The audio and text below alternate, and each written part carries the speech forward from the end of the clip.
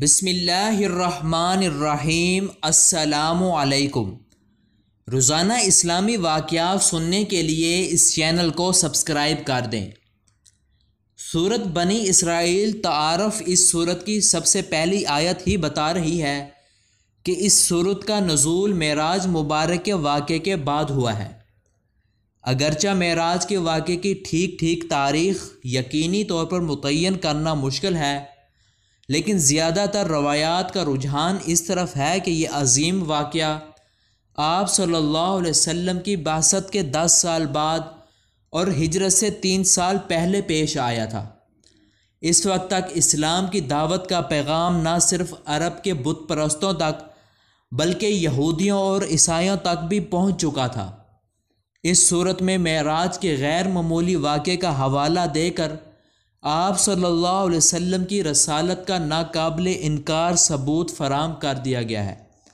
اس کے بعد بنو اسرائیل کے واقعے کا ذکر فرمایا گیا ہے کہ کس طرح انہیں 2 مرتبہ اللہ کی نافرمانی کی پاداش میں ذلت و رسوائی اور دشمن کے ہاتھوں بربادی کا سامنا کرنا پڑا۔ اس طرح مشرکین عرب کو سبق دیا گیا ہے کہ وہ قرآن کریم کی مخالفت سے باز آ جائیں، ورنہ ان کو بھی اسی قسم کے انجام سے سابقہ پیش آ سکتا ہے، کیونکہ اس وقت قرآن کریم ہی وہ واحد کتاب ہے جو اعتدال کے ساتھ سیدھے راستے کی طرف ہدایت کر رہی ہے۔ پھر آیت نمبر 22 سے 38 تک مسلمانوں کو ان کے دینی، معاشرتی اور اخلاقی طرز عمل کے بارے میں نہایت اہم ہدایات دی گئی ہیں، اور مشرکین کے نامعقول اور موازنہ طرز عمل کی مزاحمت کر کے ان کے اعتراضات کا جواب دیا گیا ہے، اور مسلمانوں کو ہدایت دی گئی ہے کہ وہ اللہ تعالیٰ پر بھروسہ کرتے ہوئے اسی کی عبادت کرتے رہیں۔ چونکہ سورت کے شروع میں بنو اسرائیل کے ساتھ پیش آنے والے 2 اہم واقعات کا تذکرہ کیا گیا ہے، اس لیے اس سورت کا نام سورت بنی اسرائیل ہے، اور اس کا دوسرا نام سورت العصا بھی ہے۔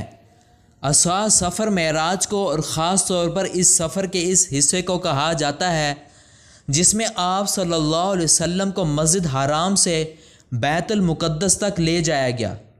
سورت کا آغاز ہی چونکہ اس معجزانہ سفر کے تذکرے سے ہوا ہے، اس لیے اس سورت کو سورت العصا بھی کہا جاتا ہے۔ مزید اس طرح کی اسلامی ویڈیوز سننے کے لیے اس چینل کو سبسکرائب کر دیں۔